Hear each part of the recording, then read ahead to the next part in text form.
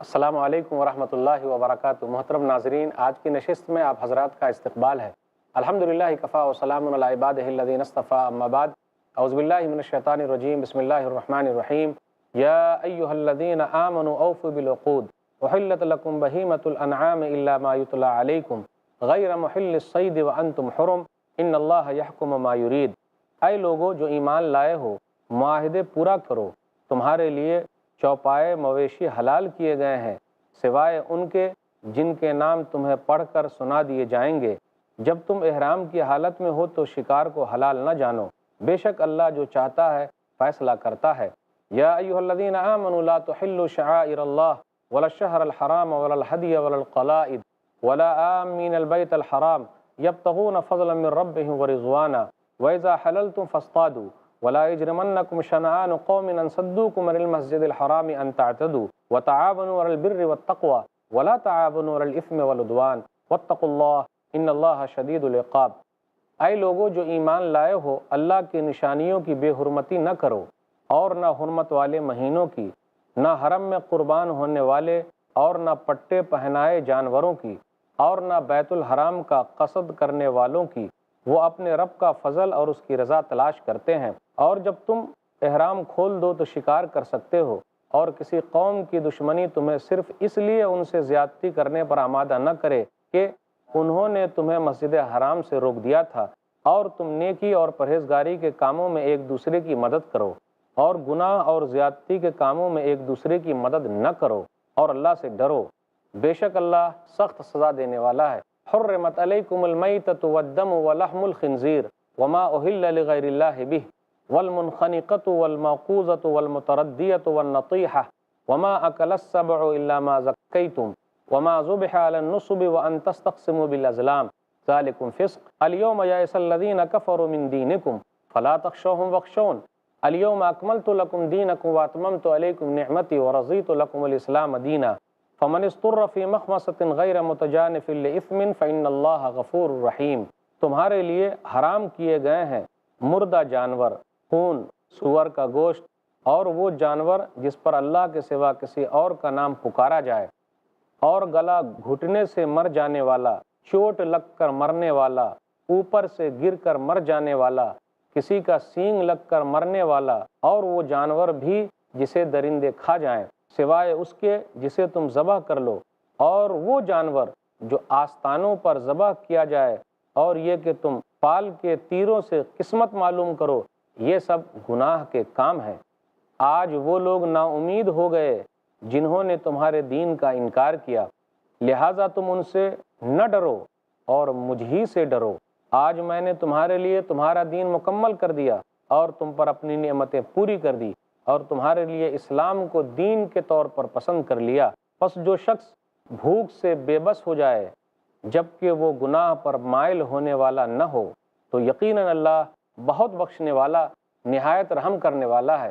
یسألونک ماذا احل لہم قل احل لکم الطیبات وما علمتم من الجوارح مکلبین تعلمونہن مما علمکم اللہ فکلوا مما امسکنا علیکم واذکروا اسم اللہ علیہ واتقوا اللہ ان اللہ سریع الحساب۔ اے نبی، لوگ آپ سے پوچھتے ہیں کہ ان کے لیے کھانے کی کیا کیا چیزیں حلال کی گئی ہیں۔ کہہ دیجئے تمہارے لیے تمام پاکیزہ چیزیں حلال کی گئی ہیں، اور ان شکاری جانوروں کا کیا ہوا شکار حلال ہے جنہیں تم سدھا لیتے ہو۔ اللہ نے تمہیں جو سکھایا ہے اس کے مطابق تم انہیں سکھاتے ہو، پس وہ جس شکار کو تمہارے لیے پکڑ رکھیں اس پر اللہ کا نام پڑھو اور اس میں سے کھاؤ، اور اللہ سے ڈرتے رہو، بے شک اللہ جلد حساب لینے والا ہے۔ الیوم احل لکم الطیبات وطعام الذین اوتوا الکتاب حل لکم وطعامکم حل لہم والمحصنات من المؤمنات والمحصنات من الذین اوتوا الکتاب من قبلکم اذا آتیتموہن اجورہن محسنین غیر مصافحین ولا متخذی اخدان ومن یکفر بالایمان فقد حبط عملہ وہو فی الآخرۃ من الخاسرین۔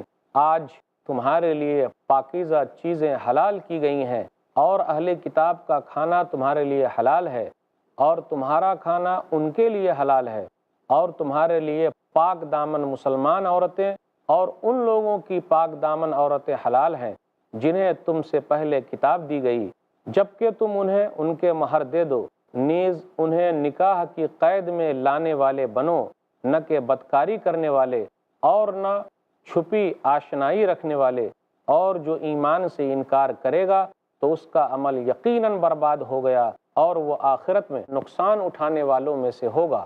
یا ایھا الذین آمنوا اذا قمتم الی الصلاۃ فاغسلوا وجوہکم وایدیکم من المرافق وامسحوا برؤوسکم وارجلکم الی الکعبین وان کنتم جنبا فاطہروا وان کنتم مرضی او علی سفر او جاء احد منکم من الغائط او لامستم النساء فلم تجدوا ماء فتیمموا صعیدا طیبا فامسحوا بوجوہکم وایدیکم منہ ما يريد الله ليجعل عليكم من حرج ولكن يريد ليطهركم وليتم نعمته عليكم لعلكم تشكرون۔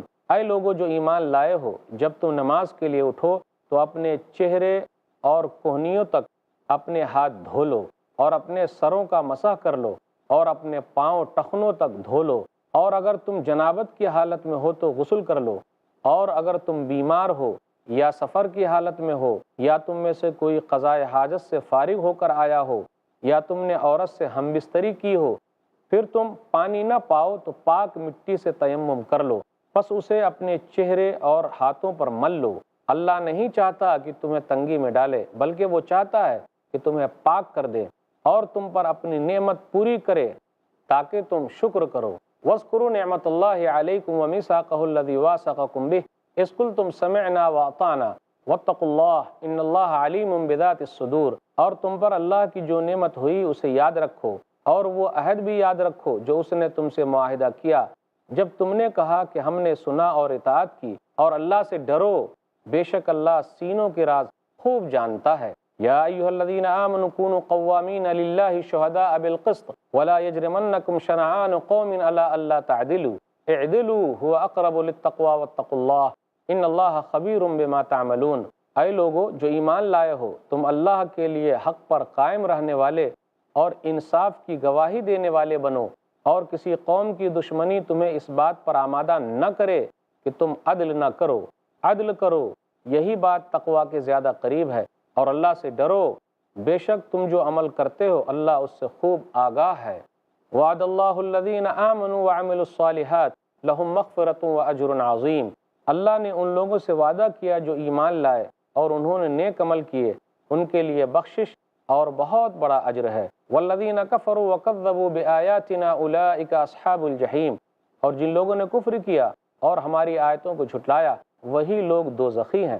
یا ایھا الذین آمنوا اذکروا نعمت اللہ علیکم اذ ہم قوم ان یبسطوا الیکم ایدیہم فکف ایدیہم عنکم واتقوا اللہ وعلی اللہ فلیتوکل المؤمنون۔ اے لوگو جو ایمان لائے ہو، اللہ نے تم پر جو نعمت نازل کی وہ یاد کرو جب ایک قوم نے ارادہ کیا تھا کہ تمہاری طرف اپنے ہاتھ بڑھائیں تو اللہ نے انہیں تم پر ہاتھ ڈالنے سے روک دیا، اور اللہ سے ڈرو، اور ایمان والوں کو چاہیے کہ اللہ ہی پر بھروسہ کریں۔ وَلَقَدْ أَخَذَ اللَّهُ مِيثَاقَ بَنِي إِسْرَائِيلَ وَبَعَثْنَا مِنْهُمُ اثْنَيْ عَشَرَ نَقِيبًا وَقَالَ اللَّهُ إِنِّي مَعَكُمْ لَئِنْ أَقَمْتُمُ الصَّلَاةَ وَآتَيْتُمُ الزَّكَاةَ وَآمَنْتُمْ بِرُسُلِي وَعَزَّرْتُمُوهُمْ وَأَقْرَضْتُمُ اللَّهَ قَرْضًا حَسَنًا لَأُكَفِّرَنَّ عَنْكُمْ سَيِّئَاتِكُمْ وَلَأُدْخِلَنَّكُمْ جَنَّاتٍ تَجْرِي مِنْ تَحْتِهَا الْأَنْهَارُ فَمَنْ كَفَرَ بَعْدَ ذَلِكَ مِنْكُمْ فَقَدْ ضَلَّ سَوَاءَ السَّبِيلِ۔ اور بے شک اللہ نے بنی اسرائیل سے عہد لیا تھا اور ہم نے ان میں سے 12 سردار مقرر کیے تھے، اور اللہ نے کہا بے شک میں تمہارے ساتھ ہوں، اگر تم نماز قائم کرو گے اور زکوٰۃ ادا کرو گے اور میرے رسولوں پر ایمان لاؤ گے اور ان کی مدد کرتے رہو گے اور اللہ کو اچھا قرض دو گے تو میں ضرور تم سے تمہاری برائیاں دور کر دوں گا، اور ضرور تمہیں ایسے باغوں میں داخل کروں گا جس کے نیچے نہریں بہتی ہیں۔ پھر اس کے بعد جس نے کفر کیا تو یقیناً وہ سیدھی راہ سے بھٹک گیا۔ فَبِمَا نَقْضِهِم مِّيثَاقَهُمْ لَعَنَّاهُمْ وَجَعَلْنَا قُلُوبَهُمْ قَاسِيَةً يُحَرِّفُونَ الْكَلِمَ عَن مَّوَاضِعِهِ وَنَسُوا حَظًّا مِّمَّا ذُكِّرُوا بِهِ وَلَا تَزَالُ تَطَّلِعُ عَلَىٰ خَائِنَةٍ مِّنْهُمْ إِلَّا قَلِيلًا مِّنْهُمْ فَاعْفُ عَنْهُمْ وَاصْفَحْ إِنَّ اللَّهَ يُحِبُّ الْمُحْسِنِينَ۔ چنانچہ ان کے اپنا عہد توڑنے کی وجہ سے ہم نے ان پر لعنت کی اور ہم نے ان کے دلوں کو سخت کر دیا، وہ کلمات کو ان کے موقع محل سے بدل ڈالتے ہیں، اور جس چیز کی انہیں تاکید کی گئی تھی اس کا ایک حصہ انہوں نے بھلا دیا، اور آپ کو ان میں سے چند افراد کے سوا دوسروں کی خیانت کی اکثر اطلاع ملتی رہتی ہے، چنانچہ آپ انہیں معاف کر دیں اور ان سے درگزر کریں، بے شک اللہ احسان کرنے والوں کو پسند کرتا ہے۔ وَمِنَ الَّذِينَ قَالُوا إِنَّا نَصَارَىٰ أَخَذْنَا مِيثَاقَهُمْ فَنَسُوا حَظًّا مِّمَّا ذُكِّرُوا بِهِ فَأَغْرَيْنَا بَيْنَهُمُ الْعَدَاوَةَ وَالْبَغْضَاءَ إِلَىٰ يَوْمِ الْقِيَامَةِ وَسَوْفَ يُنَبِّئُهُمُ اللَّهُ بِمَا كَانُوا يَصْنَعُونَ۔ اور جن لوگوں نے کہا بے شک ہم نصارہ ہیں، ان سے ہم نے عہد لیا تھا، پھر جس چیز کی انہیں تاکید کی گئی تھی اس کا ایک حصہ انہوں نے بھلا دیا، چنانچہ ہم نے روز قیامت تک ان کے درمیان دشمنی اور بغض ڈال دیا، اور وہ جو کچھ کرتے رہتے ہیں اللہ جلد اس سے آگاہ کر دے گا۔ ناظرین کرام، ابھی آپ نے سورہ مائدہ سورہ نمبر 5 میں شروع کی 14 آیتیں سنی، اس کا ترجمہ سنا۔ مختصر کچھ یوں ہے خلاصے میں سے کہ بتایا گیا کون سا جانور حلال ہے، کون سا جانور حرام ہے، اس کا تذکرہ ہے۔ پھر اسی طرح بیت اللہ اور حرمت والے مہینے کے بارے میں ذکر ہے کہ جی اس کا احترام کیا جائے۔ پھر اسی طرح یہ ذکر ہے کہ احرام اتارنے کے بعد شکار کرنا جو ہے زمینی شکار وہ جائز ہے، لیکن احرام کی حالت میں سمندری شکار جو ہے وہ جائز ہے۔ پھر اسی طریقے سے عدل و انصاف کے بارے میں آیا کہ ہر حال میں عدل و انصاف کو قائم کرنا ہے۔ پھر اسی طرح ذکر ہے کن جانوروں کو کھانا حرام ہے، یہ لمبی لسٹ آئی۔ پھر اسی طرح یہ آیا اسلام ہی کامل دین ہے، اور اللہ تعالیٰ نے نبی صلی اللہ علیہ وسلم پر اسلام کو مکمل کر دیا۔ تو ایک بات یاد رکھیے گا کہ نبی صلی اللہ علیہ وسلم سے اسلام شروع نہیں ہوا ہے، بلکہ نبی صلی اللہ علیہ وسلم پر اسلام مکمل ہوا ہے۔ تمام نبیوں کا دین شروع سے دین اسلام ہی ہے۔ پھر اس کے بعد کہا گیا اضطراری حالت میں، پریشانی کی حالت میں مردار کھا سکتے ہیں جان بچانے کے لیے۔ اہل کتاب کا ذبیحہ حلال ہے، اس کا بھی تذکرہ ہے۔ اہل کتاب کی پاک دامن عورتیں حلال ہیں نکاح کے لیے، اس کا بھی تذکرہ ہے جب اس کو مہر دے دیا جائے۔ پھر اس کے بعد وضو کا حکم ہے، پانی اگر نہ ملے تیمم کی ضرورت پڑے تو تیمم کر سکتے ہیں، اس کا ذکر ہے۔ اہل کتاب سے اللہ تعالیٰ نے عہد و پیمان لیا تھا، لیکن ان لوگوں نے عہد و پیمان کو توڑ دیا تو اس پر لعنت کی گئی ہے۔ عیسائیوں نے عہد کو فراموش کر دیا تو اس کا نتیجہ کیا ہوا؟ اللہ تعالیٰ نے ان کے درمیان آپس میں دشمنی ڈال دی۔ تو ناظرین کرام، یہ مختصر سا خلاصہ تھا کچھ ترجمے کے بعد۔ اب ذرا تفسیر ہو جائے۔ آپ غور کر لیں سورہ مائدہ سورہ نمبر 5، اس کے اندر 120 آیتیں ہیں۔ یہ سورہ مدنی ہے، اور سورہ مدنی کی نشانی ہم اور آپ جانتے ہیں، نشانیوں میں سے ایک نشانی یہ ہے کہ اس میں اکثر رہے گا یا ایھا الذین آمنو، اے ایمان والو۔ اس سورہ کا نام سورہ مائدہ کیوں ہے؟ اس لیے کہ آیت نمبر 114 میں مائدہ کا لفظ آیا ہے۔ مائدہ کہتے ہیں دسترخوان کو، دسترخوان پر مختلف قسم کے کھانے چنے ہوئے رہتے ہیں، اس لیے اس کو کہا جاتا ہے مائدہ، اور وہ دسترخوان ہے۔ اصل میں سینی، پلیٹ، کوئی بھی برتن ہو اس میں ہم سامان لے کر آتے ہیں کھانے پینے کا، ٹرے وغیرہ، تو اس کو بولتے ہیں مائدہ۔ لیکن اب دسترخوان پر بھی بہت ساری چیزیں جمع ہو جاتی ہے کھانے کی، اس لیے دسترخوان ہی لفظ مائدہ کا کہا گیا ہے۔ وہ نشانی کے طور پر اللہ تعالیٰ نے عیسیٰ علیہ السلام کی قوم کو دیا تھا، جس کا تذکرہ بالکل اخیر میں ہے۔ اب دیکھیے اللہ تعالیٰ نے اس سورہ کا نام رکھا، لیکن اس کا تذکرہ بالکل اخیر میں کرے گا، انشاءاللہ اس کا تذکرہ ہوگا، ہم اور آپ جانیں گے کہ دسترخوان کیسے اللہ تعالیٰ نے آسمان سے اتارا ہے۔ یہ سورہ مدنی ہے۔ پہلے کہا گیا اے ایمان والو تم وعدے پورا کرو۔ وعدے سے مراد کیا ہے؟ معاہدے پورا کرو۔ معاہدے سے مراد کیا ہے؟ اللہ تعالیٰ نے عہد و پیمان لیا ہے، کس طریقے سے کہ اللہ تعالیٰ نے جس چیزوں کا حکم دیا اس کو پورا کرنا ہے، جس چیز سے منع کیا اس سے رک جانا ہے۔ عقودن عقدن کی جمع ہے، گرہ لگانے کے معنی میں آتا ہے، گرہ لگانے کے لیے اس کا استعمال ہوتا ہے۔ تو اللہ تعالیٰ نے جس چیز کا حکم دیا تو اس میں گرہ لگا لو، یعنی سختی سے اس پر عمل کرو، اس کا تذکرہ ہے۔ پھر آگے آیا حلال جانور کیا ہے؟ احلت لکم بہیمۃ الانعام، تمہارے لیے چوپائے 4 ٹانگوں والے جانور کو اللہ نے حلال قرار دیا ہے۔ انعام اونٹ، گائے، بکری اور بھیڑ کو کہا جاتا ہے، کیونکہ بہیمۃ الانعام میں 8 قسموں کے جانور کا تذکرہ ملتا ہے۔ سورہ نام سورہ نمبر 6 آیت نمبر 143 144 میں دیکھیے ثمانیۃ ازواج من الضأن اثنین ومن المعز اثنین، 8 قسم کے جانور، بھیڑ میل فیمیل مذکر مؤنث، اور بکری بکرا یعنی مذکر مؤنث۔ پھر آگے ہے آیت نمبر 144 میں ومن الابل اثنین ومن البقر اثنین، اور اونٹ میں سے بھی 2 یعنی میل فیمیل، ومن البقر اثنین، اور گائے میں سے بھی یعنی گائے اور بیل، اس کا تذکرہ آیا۔ تو نر اور مادہ ملا کر 8 قسم کے جانور بہیمۃ الانعام میں داخل ہوتے ہیں۔ وحشی جانور، وحشی جانور کس کو کہتے ہیں؟ ہرن، نیل گائے، جس کا شکار عموماً طور پر لوگ کرتے ہیں۔ حالت احرام میں اس کا شکار کرنا منع ہے، احرام کی حالت میں اگر ہیں تو اس کا شکار نہیں کر سکتے، لیکن سمندری شکار کر سکتے ہیں، یعنی مچھلی کو مار سکتے ہیں۔ سنت کے اندر کچھ جانوروں کو حرام قرار دیا گیا ہے۔ جانوروں میں ہے ذو ناب اور پرندوں میں ہے ذو مخلب۔ ذو ناب کسے کہتے ہیں؟ وہ جانور جو اپنی کچلی کے دانت سے اپنا شکار پکڑتے ہیں، یعنی دانت سے شکار کرتے ہیں، جیسے شیر ہے، چیتا ہے، کتا ہے، بھیڑیا ہے، تو ایسے جانور کا کھانا حرام ہے۔ اس کے علاوہ جتنے بھی جانور ہیں سب حلال ہے۔ پرندوں میں ذو مخلب، وہ پرندہ جو اپنے پنجے سے اپنا شکار کرتا ہے، جھپٹتا ہے شکار کو، جیسے آپ دیکھیں گے شکرا کو، باز کو، پھر اسی طرح عقاب کو، سانپ کو، تو یہ لوگ کیا جھپٹ کر شکار کرتے ہیں، تو وہ نہیں کھا سکتے، یہ منع کیا جا رہا ہے۔ شاعر اللہ، شعیرتن کی جمع ہے، اس سے مراد جس چیزوں کو اللہ تعالیٰ نے حرام قرار دیا ہے اس سے رک جانا ہے، یا اس سے مراد حج اور عمرہ کی جتنی بھی چیزیں ہیں جو بتائی گئی ہے وہ مراد ہے، مناسک حج مراد ہے، یا پھر جو لوگ حج اور عمرہ کرنا چاہتے ہیں اگر ہم اس کو روکیں گے تو ایسا بھی روکنا منع کیا گیا ہے۔ جی نہیں، وہاں لوگوں کو جانے دیا جائے، کسی کو بھی روکا نہ جائے۔ زمانے جاہلیت میں تو ایسا تھا کہ جو وہاں چلا جاتا امن و شانتی میں آ جاتا، اس طریقے سے کہ اگر کسی کے باپ کو بھی قتل کیا ہے اور اگر وہ آدمی مل جاتا حرم میں تو لوگ اس کو نہیں مارتے تھے، اتنا عزت و احترام کرتے تھے۔ وَإِذَا حَلَلْتُمْ فَاصْطَادُوا، جب تم احرام اتار دو، یعنی حج وغیرہ پورا ہو جائے، عمرہ پورا ہو جائے، فَاصْطَادُوا، تو تم شکار کر سکتے ہو۔ عدل و انصاف ہر حال میں کرنا ہے، چاہے جو بھی ہو جائے۔ کسی قوم سے دشمنی ہے تو اس کا مطلب یہ نہیں کہ ہم عدل و انصاف سے کام نہ لیں، عدل و انصاف ہر حال میں کرنا ہے، چاہے جو بھی ہو جائے۔ آگے ذکر ہو رہا ہے کہ لوگوں کی مدد کرنی ہے، لوگوں کا تعاون کرنا، لیکن کس چیز میں؟ بھلائی کے کاموں میں، برائی کے کاموں میں لوگوں کا تعاون نہیں کرنا، ان کی ہیلپ نہیں کرنی ہے۔ اس لیے آیا وَتَعَاوَنُوا عَلَى الْبِرِّ وَالتَّقْوَى وَلَا تَعَاوَنُوا عَلَى الْإِثْمِ وَالْعُدْوَانِ، کہ تم نیکی کے اور تقوی کے کاموں میں لوگوں کی مدد کرو اور برے کاموں میں، دشمنی کے کاموں میں، گناہ کے کاموں میں لوگوں کی مدد نہ کرو۔ اب آگے ذکر ہو رہا آیت نمبر 3 میں جو چیزیں حرام ہیں اس کا تذکرہ۔ حرمت علیکم المیتہ، تم لوگوں کے اوپر مردار حرام ہے۔ پھر اسی طریقے سے خون حرام ہے۔ ولحم الخنزیر، سور کا گوشت حرام ہے۔ پھر اسی طرح کہا گیا وما اہل لغیر اللہ بہ، اللہ کے علاوہ کسی اور کے نام پر ذبح کیا جائے تو وہ حرام۔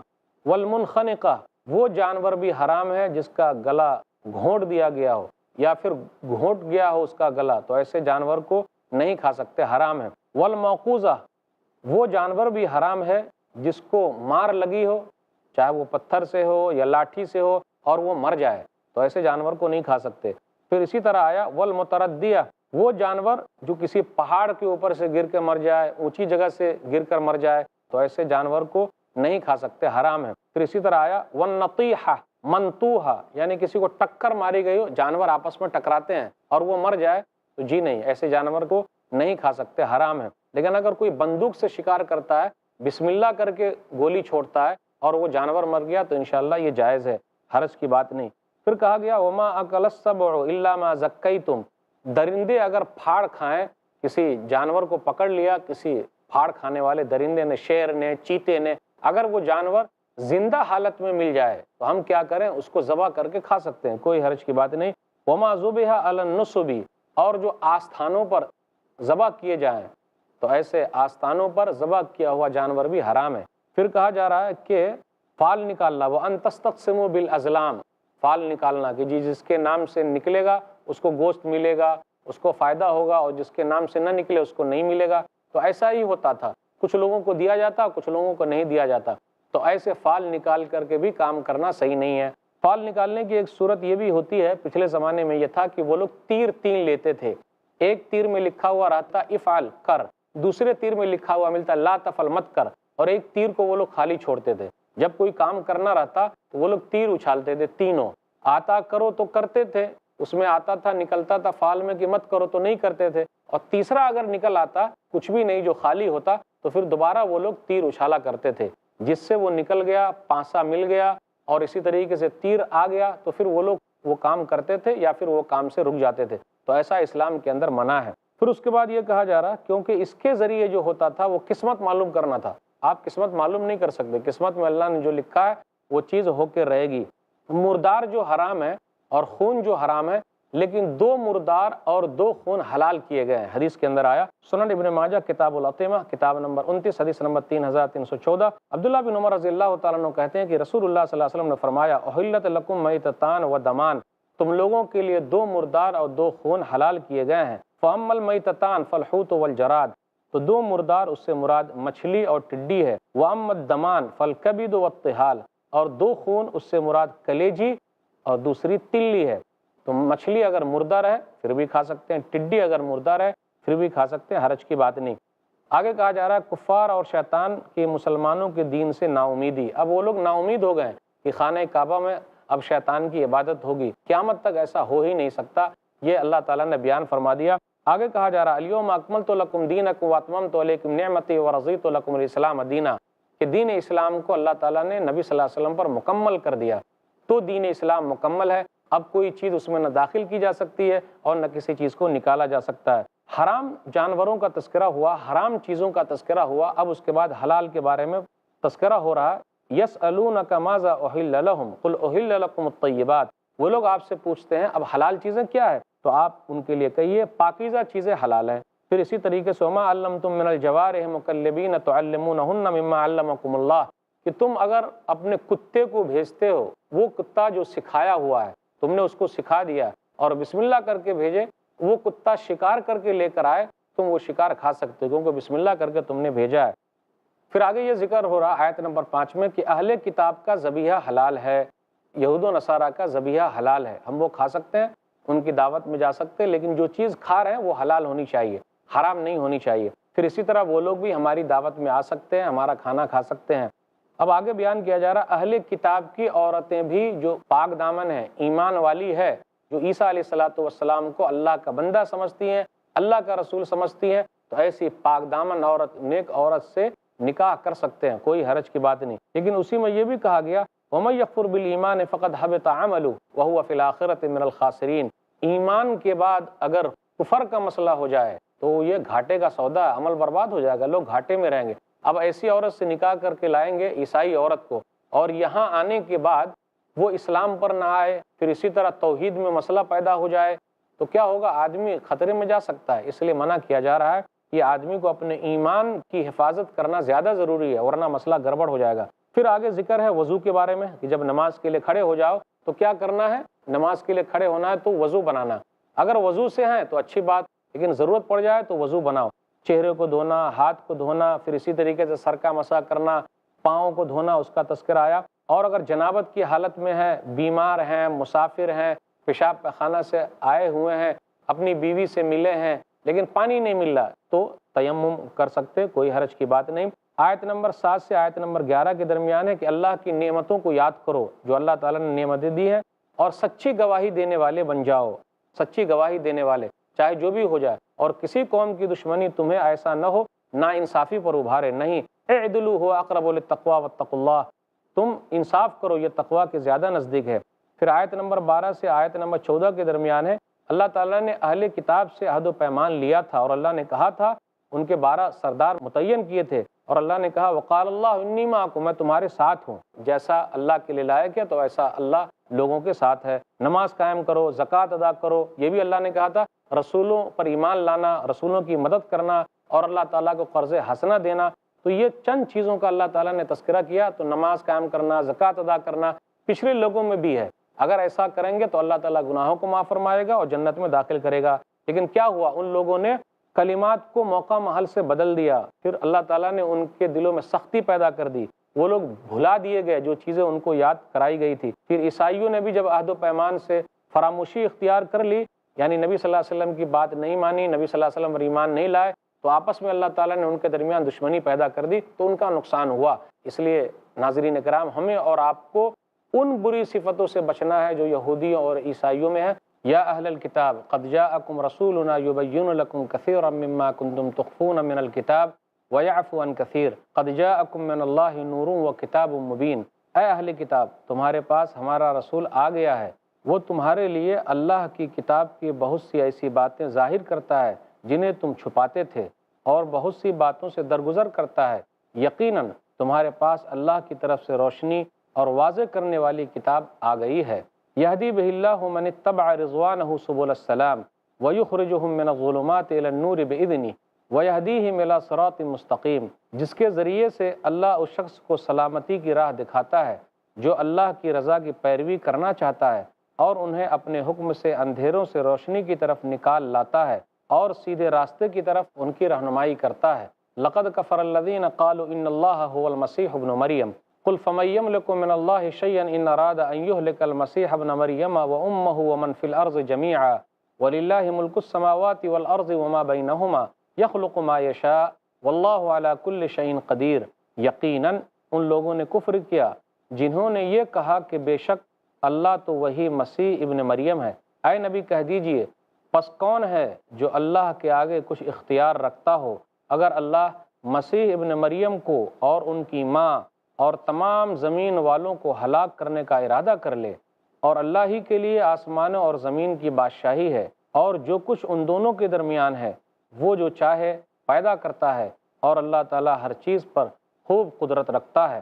وقالت الیہود والنصارى نحن ابناء اللہ واحباؤہ قل فلم یعذبکم بذنوبکم بل انتم بشر ممن خلق یغفر لمن یشاء ویعذب من یشاء وللہ ملک السماوات والارض وما بینہما والیہ المصیر۔ اور یہودیوں اور عیسائیوں نے کہا ہم اللہ کے بیٹے اور اس کے پیارے ہیں۔ اے نبی کہہ دیجئے پھر وہ تمہیں تمہارے گناہوں کی سزا کیوں دیتا ہے؟ نہیں، بلکہ تم بھی اس کی مخلوق میں سے انسان ہو۔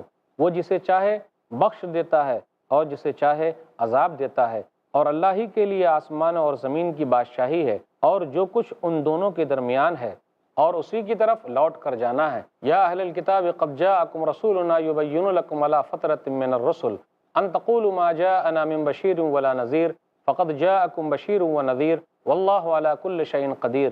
اے اہل کتاب تمہارے پاس ہمارا رسول آ گیا ہے جو رسولوں کے وقفے کے بعد تمہارے لیے باتیں کھول کر بیان کرتا ہے، تاکہ تم یہ نہ کہو کہ ہمارے پاس تو کوئی خوشخبری دینے والا اور کوئی ڈرانے والا نہیں آیا، پس یقیناً تمہارے پاس خوشخبری دینے والا اور ڈرانے والا آ گیا ہے، اور اللہ ہر چیز پر خوب قادر ہے۔ وَإِذْ قَالَ مُوسَىٰ لِقَوْمِهِ يَا قَوْمِ اذْكُرُوا نِعْمَةَ اللَّهِ عَلَيْكُمْ إِذْ جَعَلَ فِيكُمْ أَنْبِيَاءَ وَجَعَلَكُمْ مُلُوكًا وَآتَاكُمْ مَا لَمْ يُؤْتِ أَحَدًا مِّنَ الْعَالَمِينَ۔ اور جب موسیٰ نے اپنی قوم سے کہا اے میری قوم اللہ کی وہ نعمت یاد کرو جو اس نے تم پر کی جب اس نے تم میں سے نبی بنائے اور تمہیں بادشاہ بنایا اور تمہیں وہ کچھ دیا جو ساری دنیا میں کسی کو نہیں دیا۔ یا قوم ادخلوا الارض المقدسۃ التي كتب اللہ لکم ولا ترتدوا علی ادبارکم فتنقلبوا خاسرین۔ اے میری قوم مقدس زمین میں داخل ہو جاؤ جو اللہ نے تمہارے نام لکھ دی ہے، اور تم اپنی پشت کے بل منہ نہ موڑو، پھر تم خسارہ اٹھانے والے ہو جاؤ گے۔ قالوا یا موسیٰ ان فیہا قوما جبارین وَإِنَّا لَن نَدْخُلَهَا حَتَّى يَخْرُجُوا مِنْهَا فَإِن يَخْرُجُوا مِنْهَا فَإِنَّا دَاخِلُونَ۔ انہوں نے جواب دیا اے موسیٰ بے شک اس زمین میں ایک بڑی زور آور قوم ہے اور ہم ہرگز اس میں داخل نہیں ہوں گے یہاں تک کہ وہ لوگ اس میں سے نکل جائیں، پھر اگر وہ اس میں سے نکل گئے تو بے شک ہم داخل ہو جائیں گے۔ قال رجلان من الذين يخافون انعم الله عليهم ادخلوا عليهم الباب فاذا دخلتموه فانكم غالبون وعلى الله فتوكلوا ان كنتم مؤمنين۔ جو لوگ اللہ سے ڈرتے تھے ان میں سے دو آدمی جن پر اللہ کا فضل تھا وہ بولے تم ان کے مقابلے کے لیے دروازے میں داخل ہو جاؤ، پھر جب تم دروازے میں داخل ہو گئے تو بے شک تم غالب آ جاؤ گے، اور اگر تم مومن ہو تو تمہیں اللہ ہی پر بھروسہ کرنا چاہیے۔ قالوا یا موسیٰ انا لن ندخلها ابدا ما داموا فیہا فاذهب انت وربك فقاتلا انها هنا قاعدون۔ وہ کہنے لگے اے موسیٰ ہم ہرگز اس زمین میں داخل نہیں ہوں گے جب تک کہ وہ لوگ وہاں موجود ہیں، چنانچہ تو اور تیرا رب جائے پھر تم دونوں ان سے لڑو، ہم تو یہیں بیٹھے ہیں۔ قال رب انی لا املک الا نفسی واخی فافرق بیننا وبین القوم الفاسقین۔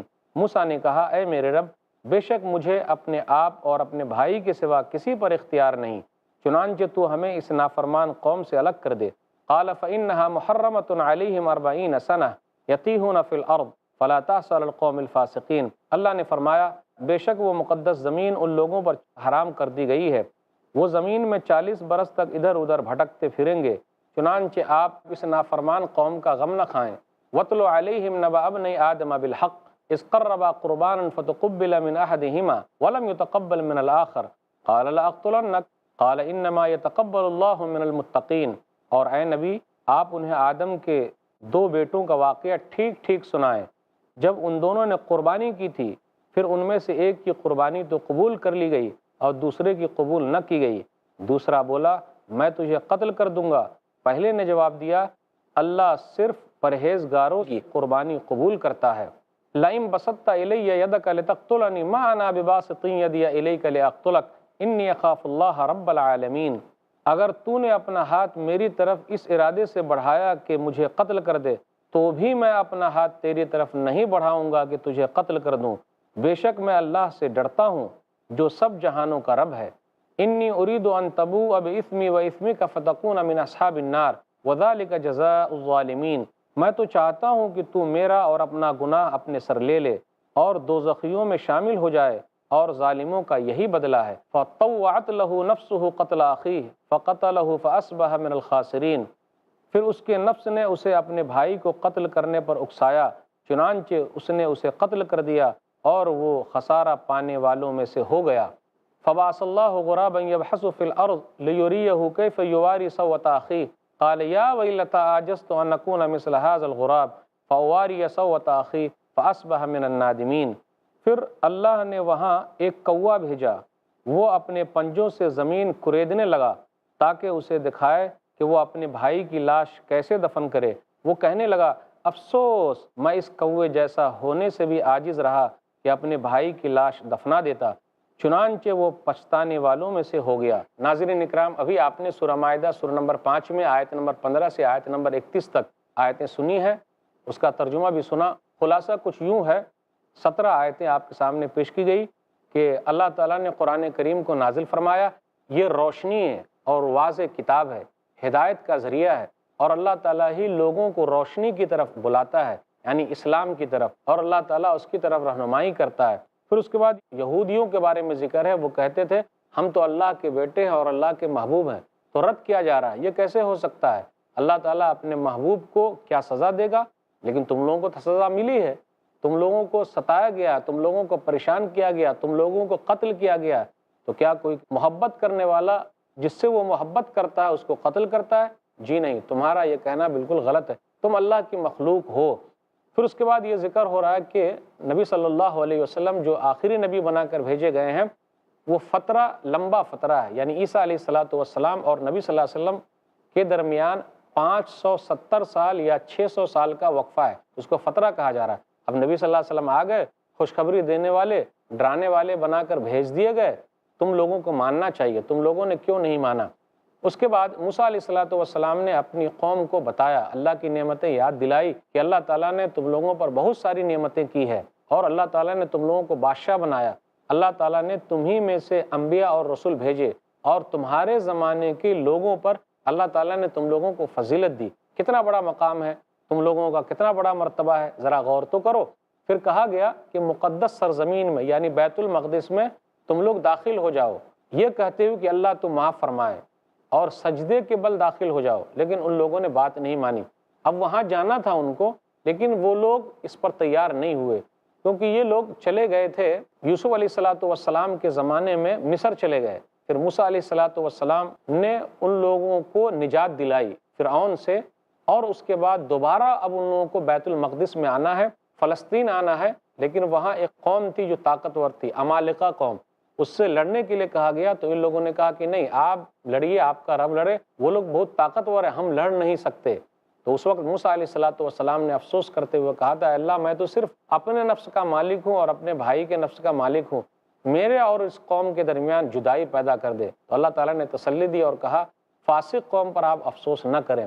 پھر اس کے بعد آدم علیہ السلام کے دونوں بیٹوں کا تذکرہ ہے، حابیل اور قابیل کا، کہ ایک کی قربانی اللہ نے قبول فرمائی اور دوسری کی قربانی قبول نہیں ہوئی۔ تو قابیل، اس کے اندر قاف آیا ہے، یاد رکھنے کے لیے بڑا اچھا ہے، قابیل قاتل یعنی قتل کرنے والا قابیل ہے، اور جو بیچارہ مارا گیا وہ حابیل۔ تو حسد، دشمنی، عداوت، کینہ، کپٹ، اس کا تذکرہ چلا آ رہا ہے۔ کس طریقے سے اس واقعے کے اندر یہ بتانا ہے، حسد اور جلن کی وجہ سے کس طریقے سے مرڈر ہو گیا، قتل ہو گیا، ایک بھائی نے اپنے بھائی کو مار ڈالا۔ تو یہ مختصر سا خلاصہ تھا۔ اب تفسیر کے اندر ہم آتے ہیں، آیت نمبر 15 اور 16، اس کے اوپر غور کیجئے۔ یا اہل الکتاب قد جاءکم رسولنا یبین لکم کثیرا مما کنتم تخفون من الکتاب، اے اہل کتاب تمہارے پاس ہمارے رسول آ گئے، تم جو کچھ چھپاتے ہو وہ بیان کر رہے ہیں، ہمارے رسول بیان کر رہے ہیں، یعنی نبی صلی اللہ علیہ وسلم بیان کر رہے ہیں، تم لوگ چھپاتے کیا ہو؟ آخر وہ لوگ چھپاتے کیا تھے؟ یعنی نبی صلی اللہ علیہ وسلم کی نشانی ان کی کتابوں میں موجود تھی، اس کو وہ لوگ چھپاتے تھے۔ اسی طریقے سے ان لوگوں نے رجم کو چھپایا، یعنی جس نے زنا کیا اور شادی شدہ ہے تو اس کو رجم کرنا ہے، پتھر مار مار کے ہلاک کرنا ہے، اس چیز کو ان لوگوں نے چھپایا۔ آئیے ایک حدیث پر غور کر لیتے ہیں۔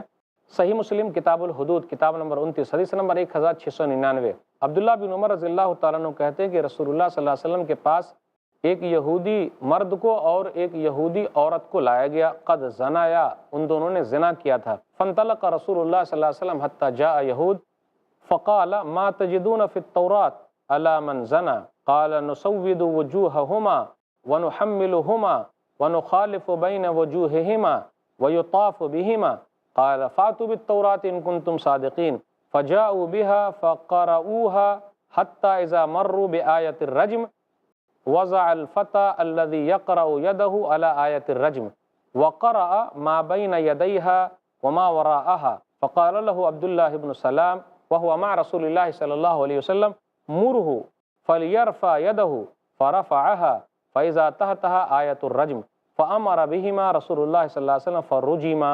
اس حدیث کا ترجمہ یہ ہے کہ عبداللہ بن عمر رضی اللہ تعالیٰ عنہ کہتے ہیں کہ نبی صلی اللہ علیہ وسلم کے پاس زنا کرنے والے یہودی مرد اور عورت کو لایا گیا۔ نبی صلی اللہ علیہ وسلم یہودیوں کے پاس گئے اور کہا توریت کے اندر زنا کرنے والوں کی سزا کیا ہے؟ ان لوگوں نے کہا سزا یہ ہے کہ ہم ان کے چہرے کو کالا کر دیں، سزا یہ ہے کہ ہم ان کو گدھے پر بیٹھا کر پورے شہر میں گھمائیں، اس کو رسوا کریں، بس توریت کے اندر یہی ملتا ہے۔ تو نبی صلی اللہ علیہ وسلم نے فرمایا توریت لے کے آ جاؤ، فاتوا بالتوراة ان کنتم صادقین، تم توریت لے کر آؤ اگر تم اپنی بات میں سچے ہو۔ فجاؤ، تو وہ لوگ لے کر آئے اور پڑھا۔ جب رجم کی آیت پر پہنچے تو ایک نوجوان نے وہاں پر اپنا ہاتھ رکھ دیا، آگے پیچھے کا پڑھ دیا اور رجم والی آیت پر اپنا ہاتھ رکھ دیا۔ تو عبداللہ بن سلام رضی اللہ تعالیٰ عنہ جو نبی صلی اللہ علیہ وسلم کے ساتھ تھے کہا مرہ فلیرفع یدہ، آپ صلی اللہ علیہ وسلم ان کو حکم دیجئے تاکہ وہ اپنے ہاتھ کو اٹھائے۔ اس نے جب اپنے ہاتھ کو اٹھایا تو اس کے نیچے رجم والی آیت تھی۔ تو نبی صلی اللہ علیہ وسلم نے ان دونوں کو، مرد اور عورت کو، رجم کرنے کا حکم دیا۔ آیت نمبر 15 اور 16، قد جاءکم من اللہ نور و کتاب مبین یہدی بہ اللہ، نور و کتاب مبین یہدی بہ اللہ، نور اور کتاب مبین، واضح کتاب اور روشنی، ان دونوں سے مراد قرآن کریم ہے۔ بیچ میں واو کیوں آیا ہے؟ یہ واو تفسیری ہے، یہ واو عطف ہے، تفسیری ہے۔ مثال کے طور پر یعنی بیان کرنے کے لیے، روشنی یعنی واضح کتاب، تفسیر بیان کرنے کے لیے بیچ میں واو آیا ہے، اور عربی عبارت میں ایسا ہوتا ہے، یہ خوبصورتی کے لیے ہے، کیونکہ اس کے آگے والی جو آیت ہے اس آیت سے پتہ چلتا ہے کہ نور اور کتاب مبین دونوں ایک ہی ہے، الگ الگ نہیں ہے۔ ورنہ آگے والی آیت جو ہے آیت نمبر 16، کیونکہ کچھ لوگوں کو یہ آیت سمجھنے میں غلط فہمی ہو گئی ہے، آیت کو سمجھ نہیں پا رہے ہیں، اس لیے ان لوگوں نے نور کو اور کتاب مبین کو الگ الگ مانا ہے۔ آگے آیا یہدی بہ اللہ، اللہ اس کے ذریعے سے ہدایت دیتا ہے۔ اگر نور اور کتاب مبین الگ الگ ہوتے تو لکھا ہوا رہتا یہدی بہما، ہی عربی میں ایک کے لیے آتا ہے، اور دو کے لیے بولنا ہو تو ہما۔ تو نور اور کتاب مبین الگ الگ ہوتے تو وہاں لکھا ہوا ہوتا ہما۔ اس لیے جن کو بھی غلط فہمی ہو گئی ہے کہ نور سے مراد کچھ اور ہے، روشنی سے مراد کچھ اور ہے، اور واضح کتاب سے مراد کچھ اور ہے، دونوں الگ الگ ہیں، تو یہ صحیح نہیں ہے۔ اگر دونوں الگ الگ ہوتے تو یہاں ہوتا یہدی بہما، اللہ ان دونوں کے ذریعے سے ہدایت دیتا ہے۔ آئیے چند آیتوں پر غور کریں گے تو پتہ چلے گا کہ نور سے مراد قرآن کریم میں قرآن ہی ہے۔ جیسے سورہ نساء سورہ نمبر 4 آیت نمبر 174، یا ایھا الناس قد جاءکم برہان من ربکم وانزلنا الیکم نورا مبینا، اے لوگو تمہارے پاس تمہارے رب کی طرف سے برہان آ چکا، یعنی قرآن کریم، وانزلنا الیکم نورا مبینا، اور ہم نے تمہاری طرف واضح روشنی اتاری ہے۔ تو یہاں نور سے مراد قرآن کریم ہے۔ اسی طرح غور کریں سورہ تغابن سورہ نمبر 64 آیت نمبر 8، فآمنوا باللہ ورسولہ والنور الذی انزلنا، تو تم لوگ ایمان لاؤ اللہ پر، اس کے رسول پر، اور اس نور پر جو ہم نے اتارا ہے۔ تو یہاں رسول سے مراد کون ہے؟ رسول سے مراد نبی صلی اللہ علیہ وسلم ہے۔ نور سے مراد پھر کیا ہے؟ تو نور سے مراد قرآن کریم ہے۔ تو آیتوں سے یہی واضح ہوتا ہے کہ جہاں بھی نور کا لفظ آیا ہے اس سے مراد قرآن کریم ہے۔ ایک حدیث پر غور کریں، سب سے پہلے جو چیز اللہ تعالیٰ نے پیدا کیا وہ قلم ہے۔ سنن ابی داؤد کتاب الادب کتاب نمبر 40 حدیث نمبر 4700، عبادہ بن صامت رضی اللہ تعالیٰ عنہ کہتے ہیں کہ نبی صلی اللہ علیہ وسلم نے فرمایا ان اول ما خلق اللہ القلم، کیونکہ سب سے پہلی چیز جو اللہ تعالیٰ نے پیدا کی وہ قلم ہے۔ علامہ البانی رحمہ اللہ تعلیقات المشکات یعنی مشکات کی تعلیقات میں لکھتے ہیں جلد نمبر 1 صفحہ نمبر 34 پر فالحدیث صحیح بلا ریب، یہ حدیث جو ہے صحیح ہے، جو سب سے پہلے اللہ تعالیٰ نے جس چیز کو پیدا کیا وہ قلم ہے، وَهُوَ مِنَ الْأَدِلَّةِ ظَاہِرَةِ، اور وہ واضح دلیلوں میں سے ہے۔ آگے آیت نمبر 17 سے 19 کے درمیان غور کیجئے، عیسائیوں کا شرک اور کفر، کہ ان لوگوں نے یہ کہا کہ اللہ تعالیٰ وہ مسیح ابن مریم وہی اللہ تعالیٰ ہے، یعنی عیسیٰ علیہ السلام جو ہے وہی اللہ ہیں۔ اللہ نے جواب دیا، آپ کہیے کون ہے اگر اللہ تعالیٰ مسیح کو یعنی عیسیٰ علیہ السلام کو ہلاک کر دے، ان کی ماں کو ہلاک کر دے، اور جتنے لوگ زمین کے اندر ہے سب کو اللہ تعالیٰ ہلاک کر دے، برباد کر دے، تو کوئی اور ہے جو طاقت رکھ سکتا ہے اس چیز کو روک دے؟ جی نہیں، اور اللہ تعالیٰ ہر چیز پر قادر ہے۔ اس کے بعد بیان کیا جا رہا ہے یہود و نصارہ کا یہ کہنا تھا نحن ابناء اللہ و احباؤ، ہم اللہ تعالیٰ کے محبوب ہیں اور اللہ تعالیٰ کے پسندیدہ ہیں، اللہ تعالیٰ کے بیٹے ہیں۔ کس نے کہا؟ اگر ایسی بات ہوتی تو اللہ تم کو کبھی عذاب نہیں دیتا، پھر کیوں تم کو اللہ تعالیٰ نے عذاب دیا ہے؟ بل انتم بشر ممن خلق، بلکہ تم لوگ بشر ہو، اللہ تعالیٰ کی مخلوقات میں سے ہو۔ پھر اس کے بعد یہ ذکر ہو رہا ہے آخری نبی صلی اللہ علیہ وسلم کے بارے میں کہ وہ فترے کے درمیان پیدا ہوئے ہیں، آئے ہیں، خوشخبری دینے والے ہیں، ڈرانے والے ہیں، اس لیے تم لوگ مان جاؤ۔ آیت نمبر 20 سے 26 کے درمیان غور کیجئے کہ موسیٰ علیہ السلام نے اپنی قوم سے کہا یا قوم اذکروا نعمت اللہ علیکم، اے میری قوم اللہ تعالیٰ کی نعمتوں کو یاد کرو جو اللہ تعالیٰ نے تم پر کیا ہے۔ نعمتیں کیا ہے؟ من اور سلوہ کا نزول، نعمتیں کیا ہے؟ بدلی کا سایہ، نعمتیں کیا ہے؟ بادلوں کا سایہ۔ اللہ تعالیٰ کی نعمتوں میں سے ہے کہ اللہ تعالیٰ نے فرعون سے ان لوگوں کو نجات دی، اور کس طریقے سے اللہ تعالیٰ نے سمندر میں راستے ان لوگوں کے لیے بنا دیے۔ تو اللہ تعالیٰ کی بہت ساری نعمتیں، ان کے زمانے میں جتنے لوگ تھے سب سے بہتر یہ یہودی لوگ تھے۔ پھر اس کے بعد یہ کہا اذ جعل فیکم انبیاء، اللہ تعالیٰ نے تم لوگوں میں نبی بھیجے، اللہ تعالیٰ نے تم لوگوں میں انبیاء بھیجے۔ جتنے بھی انبیاء علیہ السلام آئے ہیں اکثر بلکہ سب کے سب صرف نبی صلی اللہ علیہ وسلم کو چھوڑ کر انہی میں سے تو ہیں، یعنی اسحاق اور یعقوب کی اولاد میں سے ہیں۔ نبی صلی اللہ علیہ وسلم اسماعیل علیہ السلام کی اولاد میں سے ہیں، بس آخری نبی الگ آئے ہیں، بقیہ تمام انبیاء علیہ السلام تو انہی لوگوں میں سے آئے ہیں۔ تو اللہ تعالیٰ کا بڑا فضل ہے ان لوگوں پر، اس لیے اللہ تعالیٰ کی بات ماننی چاہیے تھی۔ پھر آگے کہا وَجَعَلَكُمْ مُلُوكًا، اور اللہ تعالیٰ نے تم لوگوں کو بادشاہ بنایا۔ داؤد علیہ السلام کو اللہ نے نبی بنایا، بادشاہ بھی بنایا۔ سلیمان علیہ السلام کو اللہ تعالیٰ نے نبی بنایا اور اللہ نے بادشاہ بھی بنایا۔ اس سے یہ پتہ چلتا ہے کہ بادشاہت اللہ کی طرف سے ایک نعمت ہے۔ بادشاہت اگر لوگوں کے فائدے کے لیے ہو تو وہ چیز رحمت ہے، لیکن لوگوں کے لیے نقصان کا ذریعہ بن جائے تو وہ زحمت ہے۔ اور بادشاہت اگر اللہ کی طرف سے مل رہی ہے تو یہ اللہ کی طرف سے ایک نعمت ہے۔ تو اللہ تعالیٰ نے داؤد علیہ السلام کو اور سلیمان علیہ السلام کو بادشاہ بھی بنایا تھا۔ نبی کے ساتھ ساتھ وہ لوگ بادشاہ بھی تھے۔ وہ لوگ سماج کو اچھا بنانے والے تھے، ایسا نہیں سماج کو خراب کرنے والے تھے۔ تو بادشاہت بذات خود بری چیز نہیں ہے، لیکن وہ بادشاہت بری ہے جس سے سماج کا نقصان ہوتا ہے۔ پھر اس کے بعد یہ کہا گیا کہ اب یہودی لوگ جو تھے وہ مصر کے اندر آباد تھے۔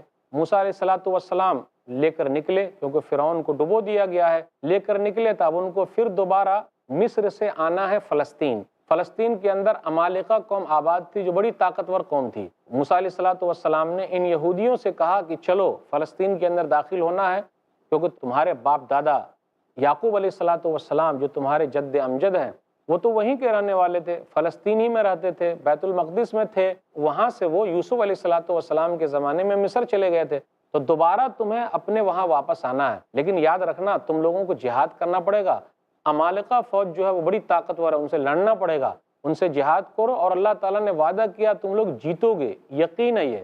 وہ لوگوں نے نبی کی بھی بات نہیں مانی اور اللہ تعالیٰ کے وعدے پر بھی یقین نہیں کیا کہ اللہ تعالیٰ ہم لوگوں کو جیت دے دے گا۔ اس لیے ان لوگوں نے کہا فَاذْهَبْ أَنْتَ وَرَبُّكَ فَقَاتِلَا إِنَّا هُنَا قَاعِدُونَ، کہا آپ لڑیے، آپ کا رب لڑے، ہم تو یہیں بیٹھے رہیں گے، ہم دیکھتے رہیں گے۔ ان کے اندر ہمت نہیں تھی، وہ لوگ بیٹھے رہے۔ اس کے مقابلے میں صحابہ کرام کی فضیلت ایک حدیث کے اندر آئی ہے کہ جب نبی صلی اللہ علیہ وسلم نے ان کو جہاں بھی بلایا اور نبی صلی اللہ علیہ وسلم نے حکم دیا تو وہ اللہ کی بات مانتے ہوئے اور رسول اللہ صلی اللہ علیہ وسلم کی بات مانتے ہوئے آگے بڑھے۔ آئیے غور کریں، غزوہ بدر پہلی جنگ ہے، کیا حالت ہے، صحابہ کرام نے کس بہادری کا مظاہرہ کیا۔ 2 ہجری کا یہ واقعہ ہے۔ حدیث کے اندر آیا، صحیح بخاری کتاب المغازی کتاب نمبر 64 حدیث نمبر 3952، مقداد بن اسود کے بارے میں آیا، عبداللہ بن مسعود رضی اللہ تعالیٰ عنہ کہتے ہیں، لا نقول کما قال قوم موسیٰ اذهب انت وربک فقاتلا، ہم وہ نہیں کہیں گے جو موسیٰ علیہ السلام کی قوم نے کہا تھا، آپ جائیے، آپ کا رب جائے، ہم بیٹھے رہیں گے، وَلَكِنَّا نُقَاتِلْ عَنْ يَمِينِكَ وَعَنْ شِمَالِكَ وَبَيْنَ يَدَيْكَ وَخَلْفَكَ، لیکن ہم آپ کے دائیں، آپ کے بائیں، آپ کے آگے، آپ کے پیچھے لڑیں گے۔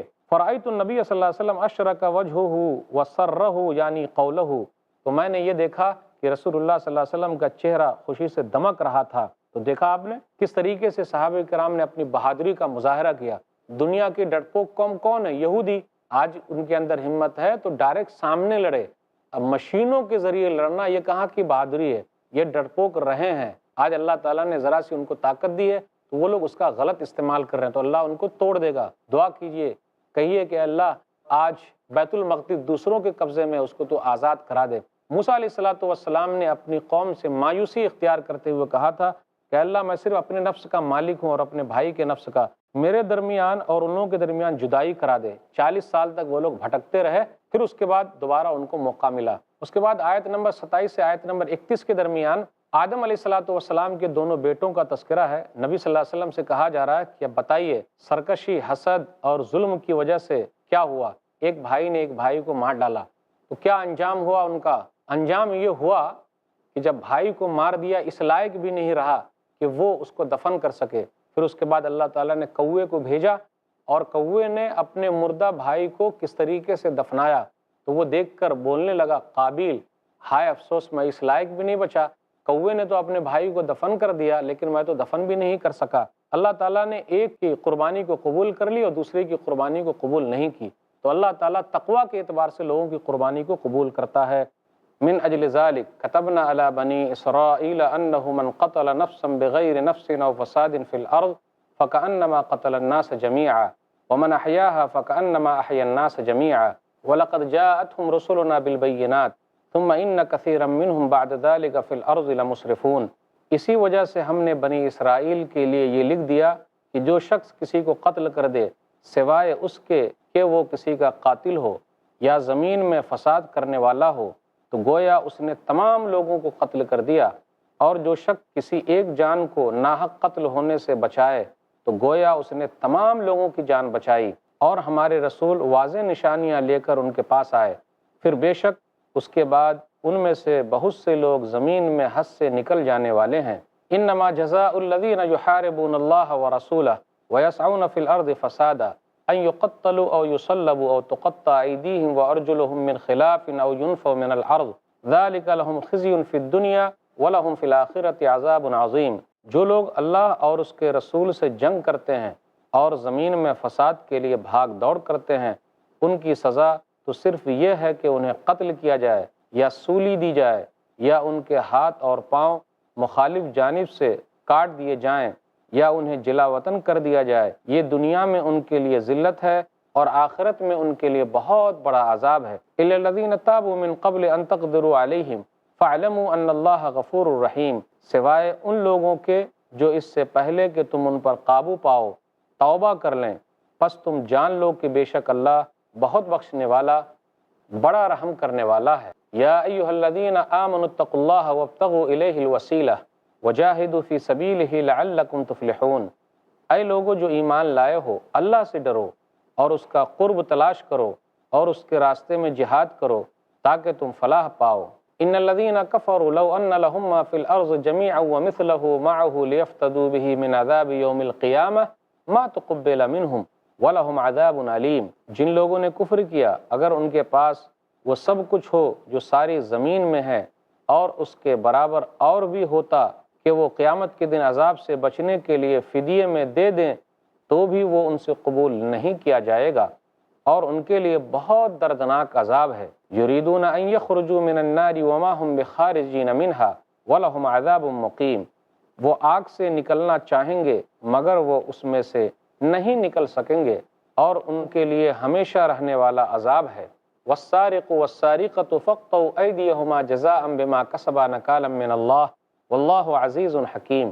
اور تم چوری کرنے والے مرد اور چوری کرنے والی عورت کے ہاتھ کاٹ دیا کرو، یہ اللہ کی طرف سے اس گناہ کی عبرتناک سزا ہے جو انہوں نے کیا، اور اللہ غالب ہے، خوب حکمت والا ہے۔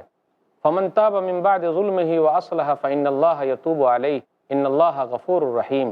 پھر جو شخص اپنے گناہ کے بعد توبہ کر لے اور اپنی اصلاح کر لے تو بے شک اللہ بڑا بخشنے والا، بہت رحم کرنے والا ہے۔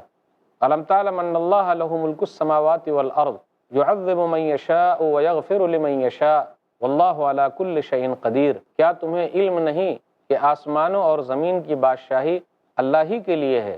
وہ جسے چاہتا ہے عذاب دیتا ہے اور جسے چاہتا ہے بخش دیتا ہے، اور اللہ ہر چیز پر خوب قدرت رکھنے والا ہے۔ یا ایھا الرسول لا يحزنک الذین یسارعون فی الکفر من الذین قالوا آمنا بافواہہم ولم تؤمن قلوبهم ومن الذین ہادوا سماعون للکذب سماعون لقوم آخرین لم یأتوک یحرفون الکلم من بعد مواضعہ یقولون ان اوتیتم ھذا فخذوہ وان لم تؤتوہ فاحذروا ومن يرد اللہ فتنته فلن تملک له من اللہ شیئا اولئک الذین لم يرد اللہ ان یطہر قلوبهم لہم فی الدنیا خزی ولہم فی الآخرۃ عذاب عظیم۔ اے رسول، آپ ان لوگوں کا غم نہ کھائیں جو کفر میں جلدی کرتے ہیں۔ ان لوگوں میں سے کچھ تو وہ ہیں جو اپنے منہ سے یہ کہتے ہیں کہ ہم ایمان لائے، حالانکہ ان کے دل ایمان نہیں لاتے، اور کچھ ان لوگوں میں سے جو یہودی ہوئے وہ جھوٹی باتیں سننے کے عادی ہیں اور دوسری قوم کی جاسوسی کرنے والے ہیں جو ابھی اطاعت کے لیے آپ کے پاس نہیں آئی۔ وہ کلمات کا موقع و محل ثابت ہونے کے بعد اسے بدل دیتے ہیں۔ وہ کہتے ہیں اگر تمہیں یہ حکم دیا جائے تو قبول کر لو، اور اگر یہ حکم نہ دیا جائے تو ان سے الگ تھلگ ہو جاؤ، اور جسے اللہ فتنے میں ڈالنا چاہے تو آپ اللہ کی طرف سے اس کے بارے میں قطعاً کچھ اختیار نہیں رکھتے۔ وہی لوگ ہیں جن کے بارے میں اللہ نے نہیں چاہا کہ ان کے دلوں کو پاک کرے، ان کے لیے دنیا میں رسوائی ہے اور آخرت میں ان کے لیے بہت بڑا عذاب ہے۔ سماعون للکذب اکالون للسحت فإن جاءوك فاحكم بينهم أو أعرض عنهم وإن تعرض عنهم فلن يضروك شيئا وإن حكمت فاحكم بينهم بالقسط إن الله يحب المقسطين۔ وہ جھوٹی باتیں سننے کے عادی ہیں اور جی بھر کر حرام کھانے والے ہیں، پھر اگر وہ آپ کے پاس آئیں تو آپ کو اختیار ہے کہ ان کے درمیان فیصلہ کر دیں یا ان سے اعراض کریں، اور اگر آپ ان سے منہ موڑ لیں گے تو بھی وہ آپ کو قطعاً کوئی نقصان نہیں پہنچا سکیں گے، اور اگر آپ ان کے درمیان کوئی فیصلہ کریں تو انصاف کے ساتھ کریں، بے شک اللہ انصاف کرنے والوں کو پسند کرتا ہے۔ وَكَيْفَ يُحَكِّمُونَكَ وَعِندَهُمُ التَّوْرَاةُ فِيهَا حُكْمُ اللَّهِ ثُمَّ يَتَوَلَّوْنَ مِن بَعْدِ ذَلِكَ وَمَا أُولَئِكَ بِالْمُؤْمِنِينَ۔ اور وہ کیسے آپ سے فیصلہ کرواتے ہیں جبکہ ان کے پاس توریت موجود ہے جس میں اللہ کا حکم ہے، پھر وہ اس حکم سے منہ موڑتے ہیں اور وہ ایمان لانے والے نہیں۔ ناظرین کرام، اس کا کچھ خلاصہ یوں ہے کہ ایک جان کو بچانا تمام جان کو بچانا ہے، اور ایک جان کو مار دینا گویا کہ تمام جانوں کو مار دینا ہے۔ آیت نمبر 32 اہم آیت ہے یہ۔ من اجل ذلك كتبنا على بني اسرائيل انه من قتل نفسا بغير نفس او فساد في الارض فكانما قتل الناس جميعا ومن احياها فكانما احيا الناس جميعا۔ تو اسلام کے اندر ایک جان کی بڑی اہمیت ہے، اس کا بڑا خیال رکھا گیا ہے، کسی کو ناحق قتل نہیں کیا جائے گا، اور ایک کو بچا لینا گویا کہ سب کو بچا لینا، پوری انسانیت کو بچا لینا ہے، تو انسانیت کا احترام سکھایا گیا ہے۔ پھر اس کے بعد یہ بتایا گیا ہے کہ جو لوگ زمین میں فساد کرتے ہیں، جو لوگ دہشت پھیلاتے ہیں، جو لوگ آتنک پھیلاتے ہیں، تو اس کی سزا کیا ہوگی۔ جو لوگ اللہ اور اس کے رسول سے محاربہ کرتے ہیں، جو لوگ اللہ اور اس کے رسول صلی اللہ علیہ وسلم سے لڑتے ہیں، تو اس کی سزا کیا ہے۔ اس کو قتل کیا جائے گا، سولی پر لٹکا دیا جائے گا، یا الٹے ہاتھ پاؤں اس کے کاٹ دیے جائیں گے، یا اس کو ملک بدر کر دیا جائے گا۔ تو دنیاوی سزا یہ ہے، اور آخرت میں اس کے لیے دردناک عذاب ہے۔ اس کے بعد بیان کیا جا رہا ہے اے ایمان والو، اللہ سے ڈرو اور وسیلہ تلاش کرو۔ وسیلہ کیا ہے؟ انشاءاللہ تفصیلی گفتگو ہوگی۔ پھر کہا جا رہا ہے اللہ کے راستے میں جہاد کرو، شاید کہ تم کامیاب ہو جاؤ۔ اس کے بعد سماج کو اچھا بنانے کے لیے بیان کیا گیا کہ جو لوگ چوری کریں، چاہے وہ مرد ہو یا عورت، اس کے ہاتھ کاٹ دو۔ اس طرح اگر ہاتھ کاٹ دیں گے تو سماج کے اندر شانتی ہو جائے گی، لوگ چوری نہیں کریں گے، ڈریں گے کہ بھائی اگر میں چوری کروں گا تو میرے بھی ہاتھ کاٹ دیے جائیں گے۔ تو اسلام کوئی بھی چیز کو جو لاتا ہے تو وہ سماج کی، سوسائٹی کی اچھائی کے لیے لاتا ہے۔ پھر اس کے بعد نبی صلی اللہ علیہ وسلم سے کہا جا رہا ہے کہ آپ غمگین نہ ہو اگر یہ لوگ ایمان نہیں لاتے ہیں۔ پھر اسی طریقے سے جو منافقین ہیں، زبان سے کچھ کہتے ہیں، دل میں کچھ اور رکھے ہوئے ہیں، تو آپ گھبرا کیوں رہے؟ اگر یہ لوگ کفر میں آگے بڑھے ہوئے ہیں تو گھبرانے کی کوئی بات نہیں ہے، اللہ تعالیٰ ان سے سمجھ لے گا۔ پھر اس کے بعد توریت کے بارے میں بتایا گیا، اس کی اہمیت بتائی گئی کہ توریت کے اندر اللہ تعالیٰ نے جو چیزیں اتاری تو وہ اس زمانے کے اعتبار سے وہ کتاب کافی اہم تھی، تو لوگوں کو یہ چاہیے کہ وہ توریت کے حساب سے ہی فیصلہ کرے، تو لوگ ادھر ادھر کیوں جا رہے ہیں؟ اور اگر وہ اللہ کے فیصلے کو نہیں مانتے تو یہ لوگ کافر ہیں، انکار کرنے والے ہیں۔ تو ناظرین کرام، یہ مختصر سا خلاصہ تھا۔ تفسیر کے اندر یہ آتے ہیں، آیت نمبر 32 میں ہے کہ ایک جان کو مارنا گویا کہ سب کو مارنا ہے، اور ایک جان کو بچا لینا گویا کہ تمام لوگوں کو بچا لینا ہے۔ اس کا تعلق حقیقت میں پہلے کی کئی آیتوں سے ہے۔ آپ آیت نمبر 27 سے آیت نمبر 31 کے درمیان دیکھیے کہ آدم علیہ السلام کے دونوں بیٹوں کا تذکرہ ہوا، حابیل کا اور قابیل کا۔ قابیل وہ تھا جس نے اپنے بھائی کو مارا، یہ دنیا میں پہلا شخص ہے جس نے قتل کو ایجاد کیا ہے، اس لیے نبی صلی اللہ علیہ وسلم نے فرمایا، حدیث کے اندر آیا، صحیح بخاری کتاب و حدیث الانبیاء کتاب نمبر 60 حدیث نمبر 3335، عبداللہ بن مسعود رضی اللہ تعالیٰ عنہ کہتے ہیں کہ رسول اللہ صلی اللہ علیہ وسلم نے فرمایا، جب کسی انسان کو ظلماً قتل کیا جائے تو اس میں سے ایک حصہ آدم کے اس بیٹے کے ذمے ہے جس نے قتل کیا تھا، کیونکہ دنیا میں پہلا شخص ہے جس نے قتل کو ایجاد کیا، اور قابیل ہی پہلا شخص ہے جس نے قطع رحمی کی، اپنے بھائی کو مار ڈالا، یعنی اس نے رشتے ناطے کا خیال نہیں رکھا۔ جو بھی ظلم کرتا ہے تو اس کی سزا ملتی ہے۔ ایک حدیث کے اندر اور آیا، سنن ابی داؤد کتاب الادب کتاب نمبر 40 حدیث نمبر 4902، سرکشی اور قطع رحمی سے بڑھ کر کوئی گناہ ایسا نہیں جس کی اللہ آخرت میں سزا کے ساتھ ساتھ دنیا میں بھی جلدی سزا دیتا ہو، یہی قانون قدرت ہے۔ اسی کے مطابق قابیل کو بھی ایسے گناہوں کی سزا مل رہی ہے کہ جو بھی قتل ہو رہا ہے ظلماً تو اس کا ایک حصہ اس کو جا رہا ہے، تو قیامت تک ہونے والے ہر قتل کا ایک حصہ قابیل کے ذمے ہے۔ آگے والی جو آیت ہے، آیت نمبر 32 سے 34 تک جو ہے اس کے اندر ہے، اسی لیے کہ بھائی انسانیت کا احترام بہت ضروری ہے۔ آپ غور کر لیں، اسلام دہشت گردی کو ختم کرنے کے لیے آیا ہے، اسلام کے اندر ایک جان کی بڑی اہمیت ہے، تو اسلام کیسے حکم دے سکتا ہے کہ جی لوگوں کو مارا جائے؟ کبھی نہیں۔ تو اسلام نے لوگوں کی جان کو بہت اہم سمجھا ہے اور لوگوں کے خون کو بہت اہم سمجھا ہے، اس لیے اہمیت دی ہے۔ بلکہ اسلام نے سختی کی ہے ان لوگوں پر جو زمین میں فساد پھیلاتے ہیں، جو زمین میں آتنکواد کو بڑھاوا دیتے ہیں، اسلام نے سختی کی۔ آیت نمبر 33 پر غور کیجئے کہ جو لوگ لڑائی کریں اور زمین میں فساد پھیلائیں تو ان کی سزا کیا ہے؟ انما جزاء الذین یحاربون اللہ ورسولہ ویسعون فی الارض فسادا ان یقتلوا او یصلبوا او تقطع ایدیہم وارجلہم من خلاف او ینفوا من الارض، کہ جو لوگ اللہ اور اس کے رسول سے محاربہ کرتے ہیں، جنگ کرتے ہیں اور زمین میں دہشت پھیلا رہے ہیں تو ان کو قتل کیا جائے، سولی پر لٹکایا جائے۔ پھر اسی طریقے سے سزا دی گئی کہ الٹے ہاتھ پاؤں کاٹے جائیں یا ملک سے اس کو نکال دیا جائے۔ تو یہ اس وقت کے جو امام ہوں گے، ذمہ دار ہوں گے، جو عدالت ہوگی، جو فیصلہ کرے گی، وہ فیصلے مانے جائیں گے کہ کیسا فیصلہ ان کے ساتھ کیا جائے، کون سی سزا ان کو دی جائے۔ آیت نمبر 33 کا ایک شان نزول ہے کہ جو لوگ لڑائی کرتے ہیں، جو شریر قسم کے لوگ ہیں، اس کی سزا کیا ہوگی۔ ایک حدیث کے اندر آیا، صحیح مسلم کتاب القسامہ کتاب نمبر 28 حدیث نمبر 1671، انس رضی اللہ تعالیٰ عنہ کہتے ہیں، ان نفرا من اکل ثمانیۃ قدموا علی رسول اللہ صلی اللہ علیہ وسلم فبایعوه علی الاسلام فاستوخموا الارض وسقمت اجسامهم فشکوا ذلك الى رسول اللہ صلی اللہ علیہ وسلم فقال الا تخرجون ما راعین فی ابله فتصیبون من ابوالها والبانها فقالوا بلى فخرجوا فشربوا من ابوالها والبانها فصحوا فقتلوا الراعي وطردوا الابل فبلغ ذلك رسول الله صلی اللہ علیہ وسلم فبعث في آثارهم فأدركوا فجيء بهم فأمر بهم فقطعت أيديهم وأرجلهم وسمر أعينهم ثم نبذوا في الشمس حتى ماتوا۔ انس رضی اللہ تعالیٰ عنہ کہتے ہیں کہ اوقل قبیلے کے 8 آدمی نبی صلی اللہ علیہ وسلم کے پاس آئے اور اسلام قبول کرنے میں ان لوگوں نے بیعت کی۔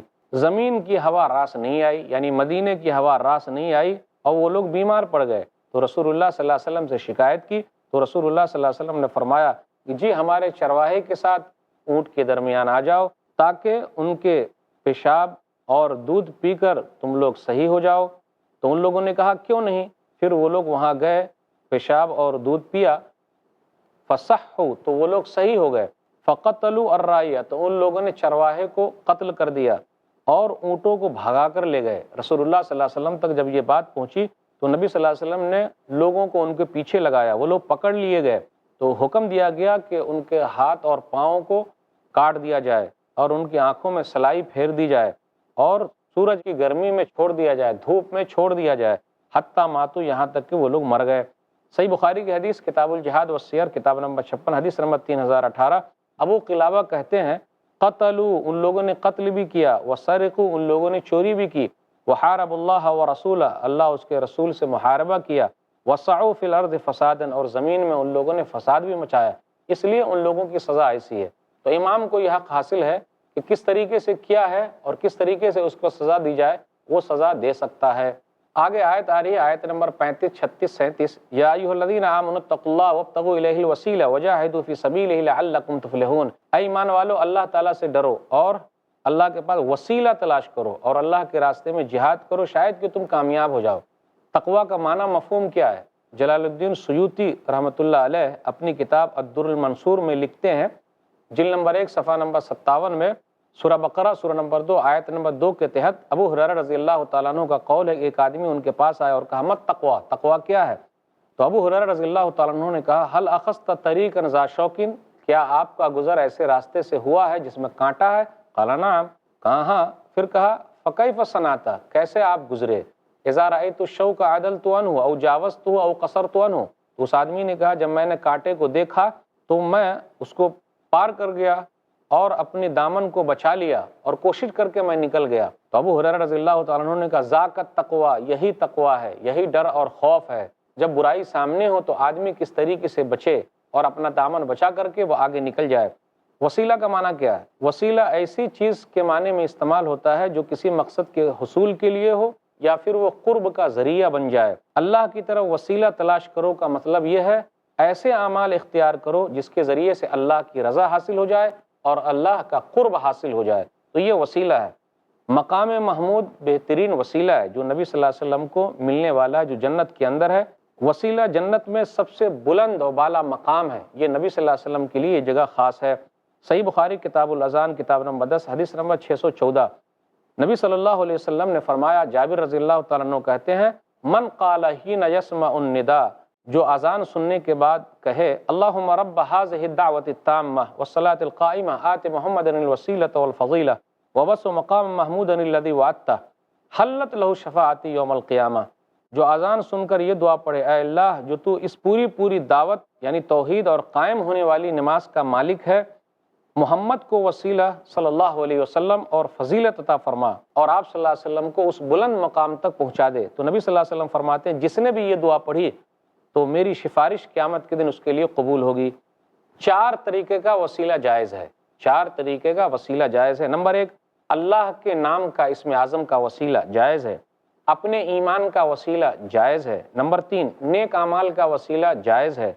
نمبر 4، زندہ نیک آدمی کے دعا کا وسیلہ جائز ہے۔ تو 4 وسیلے جائز ہے۔ اللہ تعالیٰ کے اسم اعظم کا وسیلہ پکڑنا جائز ہے۔ ترمذی کتاب الدعوات کتاب نمبر 45 حدیث نمبر 3524، انس رضی اللہ تعالیٰ عنہ کہتے ہیں کان النبی صلی اللہ علیہ وسلم اذا کربہ امر قال، رسول اللہ صلی اللہ علیہ وسلم کو جب بھی تکلیف پہنچتی تو یہ کہتے یا حی یا قیوم برحمتک استغیث، اے زندہ رہنے والے، اے قائم، تیرے رحمت کے وسیلے سے ہم فریاد کرتے ہیں۔ اللہ تعالیٰ کے اسم اعظم کا بڑے نام کا وسیلہ پکڑنا جائز ہے۔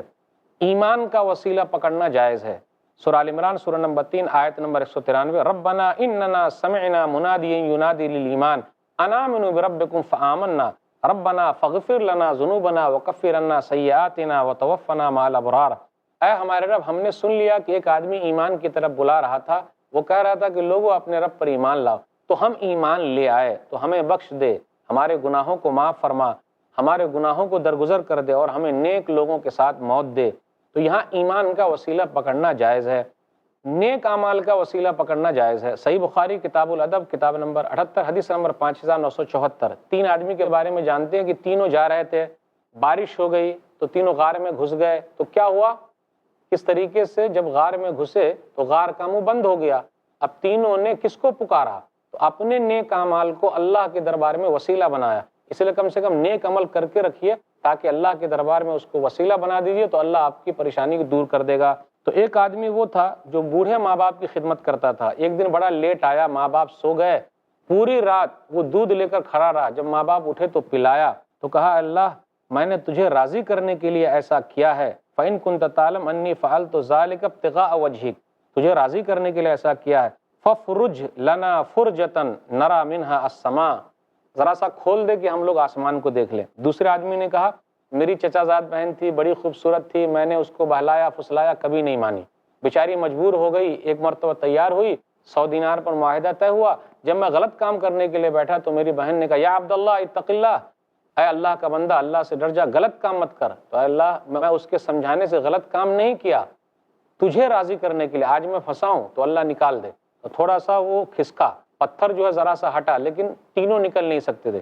تیسرا آدمی وہ تھا، اس کے پاس مزدور تھا لیکن وہ مزدوری نہیں لیا. چند دنوں کے بعد آیا، سیٹھ صاحب میری مزدوری دے دیجئے. سیٹھ صاحب نے کہا جتنے جانور ہیں سب کو تو لے جا، کیونکہ تیرے پیسے کو میں نے تجارت میں لگایا اور اس سے فائدہ ہوا. ارے کیا مذاق کر رہے ہیں سیٹھ صاحب؟ ارے مذاق نہیں کر رہا ہوں بھائی، یہ سب تیرا ہی ہے، جا لے جا. تو اس آدمی نے کہا کہ اللہ فَإِن كُنْتَ تَعْلَمْ أَنِّي فَعَلْتُ ذَلِكَ ابْتِغَاءَ وَجْهِكَ، میں نے وہ تمام چیز ان کو دے دیا، تمام جانور ان کے حوالے کر دیا، تجھے راضی کرنے کے لیے کہ اللہ تو مجھ کو نکال دے. تو بالآخر پتھر کھسک گیا اور تینوں کے تینوں نکل گئے. چوتھی چیز جو وسیلہ جائز ہے، زندہ نیک آدمی کے دعا کا وسیلہ، زندہ ہو اور نیک ہو اس کے دعا کا وسیلہ پکڑنا جائز ہے.